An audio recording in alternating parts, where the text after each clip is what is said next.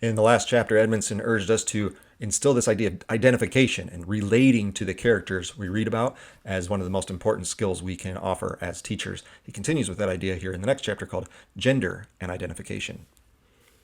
As I mentioned, some of the students who identified themselves with Isabel Archer were male. They did not read as men, rather, they read as human beings, finding in Isabel some of their own griefs and hopes. More and more, I see this happening. So you don't have to, if you're a guy, you don't have to just identify with male characters. If you're female, you don't have to just identify with female characters. We're relating to anybody who's a human being or who exhibits human characteristics. So, again, this is what we should be teaching our students is, yeah, just because the girl is the main character doesn't mean you go, oh, I don't know anything about her. I can't care about her as a female. No, she's still a person. She still has drives and goals and fears and all those things that you have. And so we can connect across gender lines when we're reading these stories.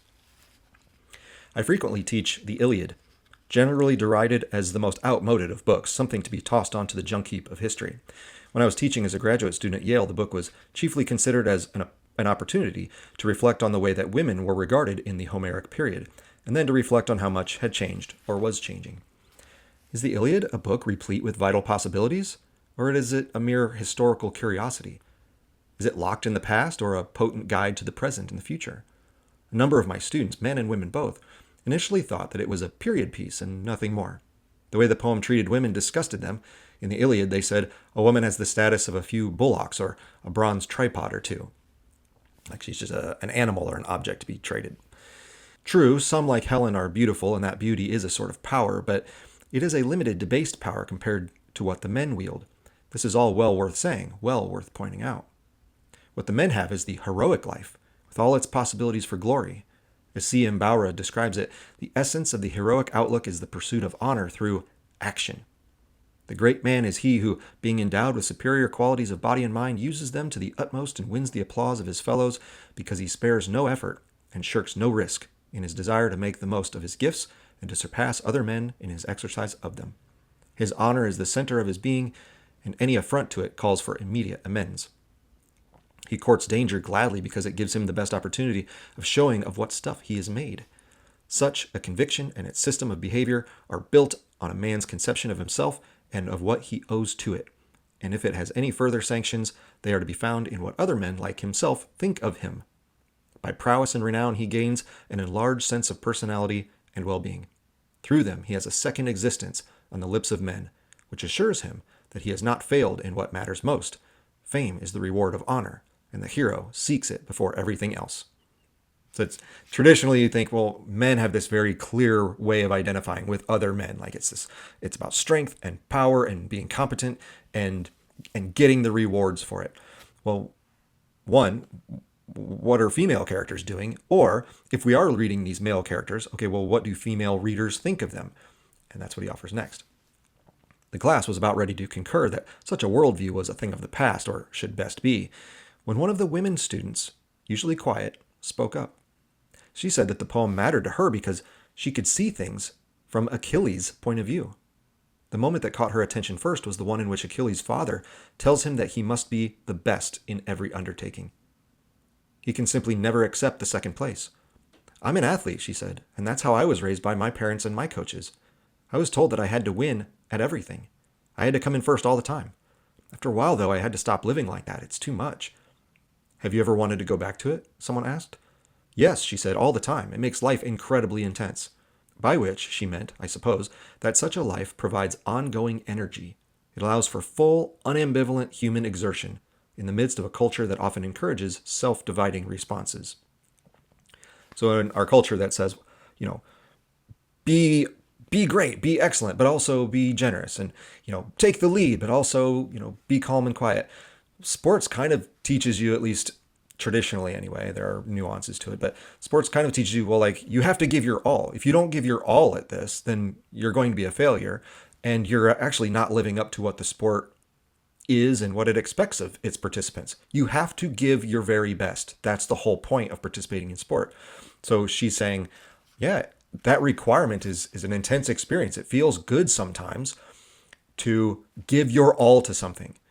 Because in the rest of life, you kind of have to play a variety of roles, and you have to be nice in this situation, but aggressive in that situation. And we kind of, like he says, divide ourselves.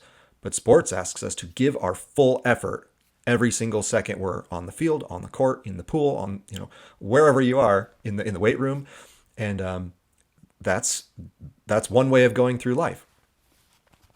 If Wordsworth's meditative return to childhood is one viable answer to melancholia, then surely unbridled competitiveness is another.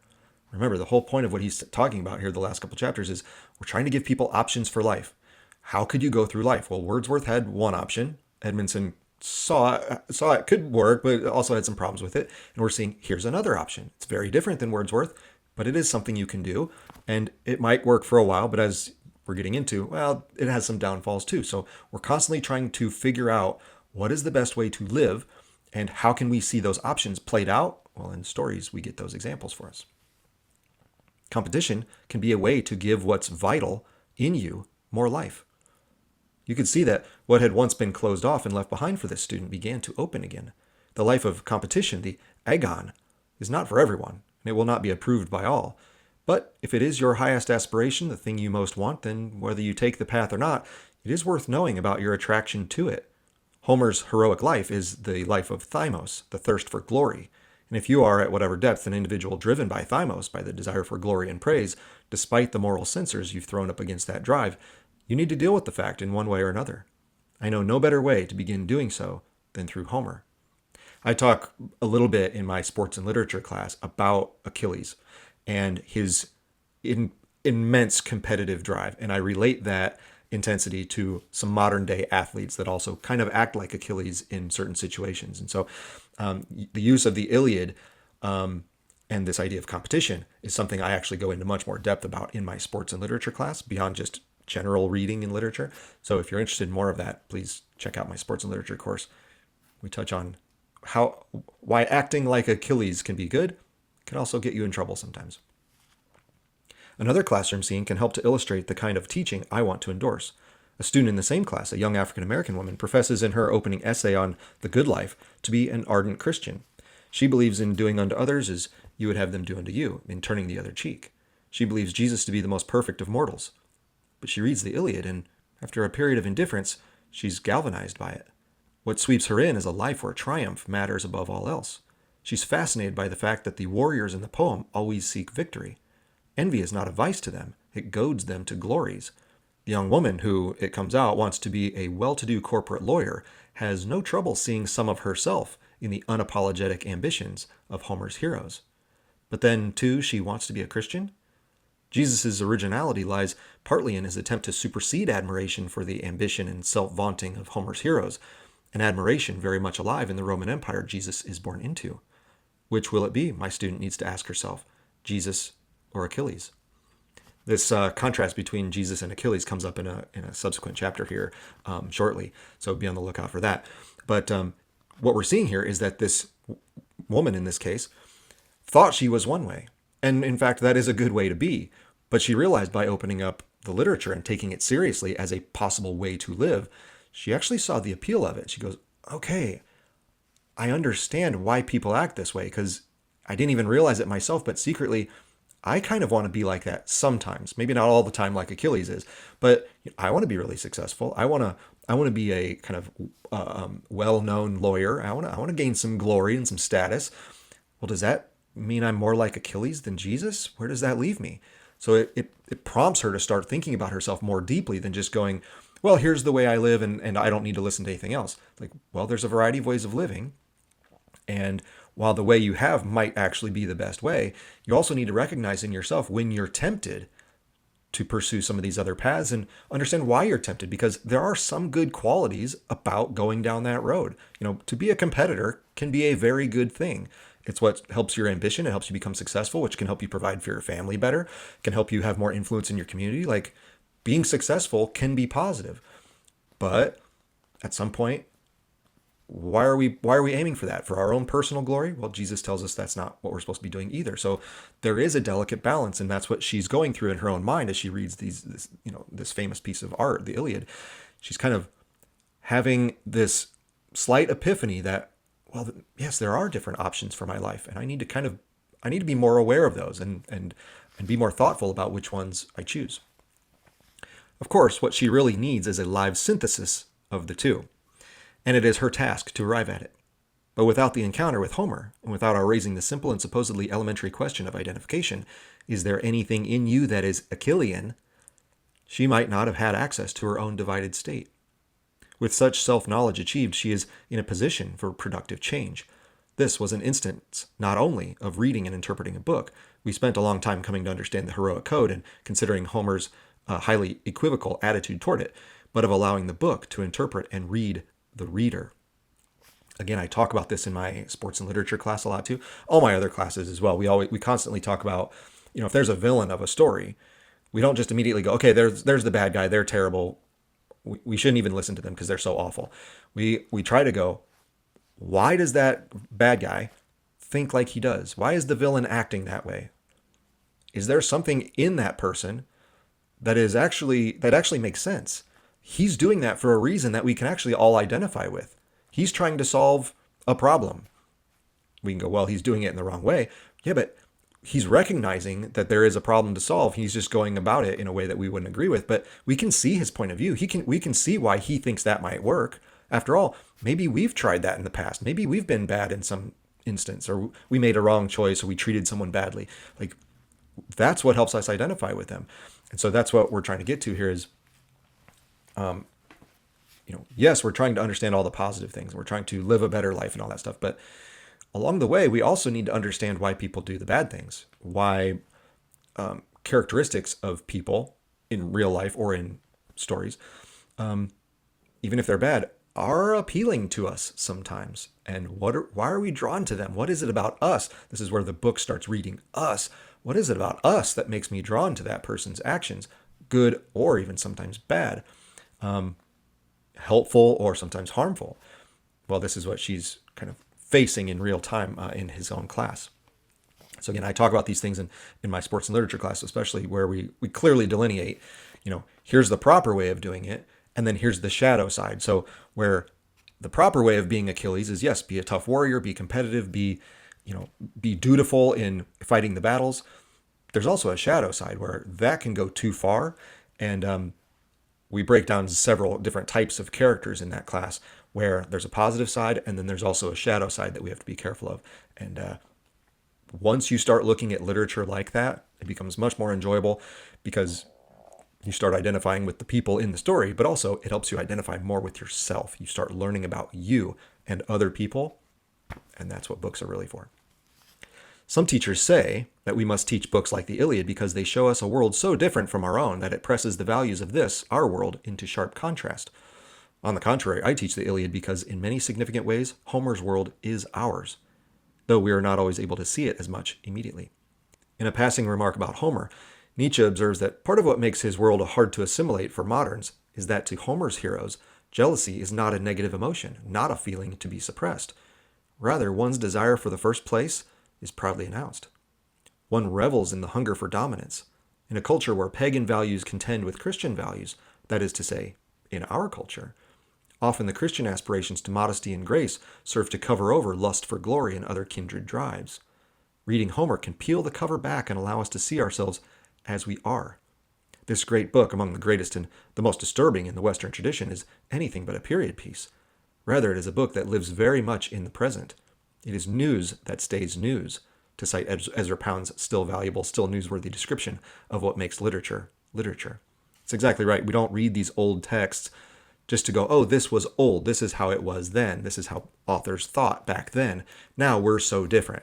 No, the point of lasting literature and great artworks is that there's elements in them that are true for all time. It doesn't matter what time period. It doesn't even matter what country you're in. It doesn't matter what gender you are.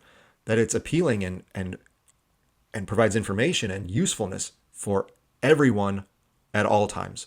And that's how things get into the canon. He's going to talk more about that as we go. But that's what makes great literature. You can have a book that's popular for a year or two, but the real test of a piece of quality literature is, are people still talking about it 20 years, 50 years, 100 years, 1,000 years later?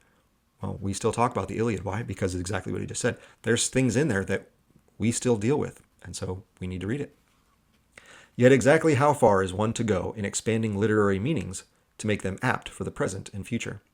It's unlikely that Homer ever imagined a pervasive cult of the warrior, however sublimated, that would be comprehensively open to women. By what right do I or my students enlarge his sense to fit our needs? I think that having established the author's vision, insofar as it's possible, and having been as true to him as, say, Bowra seems to me to be true to an aspect of Homer, we are free to enlarge the work, always being aware of what it is we do.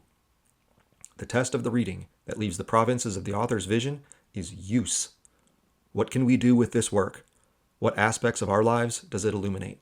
What action does it enjoin? We test the work, then, against the template of experience as my students did. They wondered what would happen to them if they brought Homer's vision to life here and now. The ultimate test of a book, or of an interpretation, is the difference it would make in the conduct of life. So as we've been saying the last several chapters, really the real goal is to take an author's vision, these characters, these philosophies they live by, this worldview, and go, okay, here's what happens in the story. What if we did that here? In 21st century America, how would that work? Would it be positive? Would our community benefit? Would I be a better person for it? Would this last into the future? Or is this just a one-time thing where it might work for a little while, but after a few years it'll cause problems? Or is this a warning call that what's happening here is something I got to be on the lookout for in the current culture? You've got to apply, even though some critics might say that, well, you're taking something out of context. Like this is about ancient Greece. This isn't about modern times. So you got to leave the past in the past. Fair enough. We have to recognize the historical context of things. But the whole point is we go, well, these are about people. And we're still people. Yes, we're very different people in some ways here in 21st century America than they were in ancient Greece. But we're still human beings. We still have drives and goals and fears and various ambitions and downfalls and flaws and all the things that they had back then. So is there a way that this could be applied to us and how I live my life? And we do a mental exploration of that idea. And that's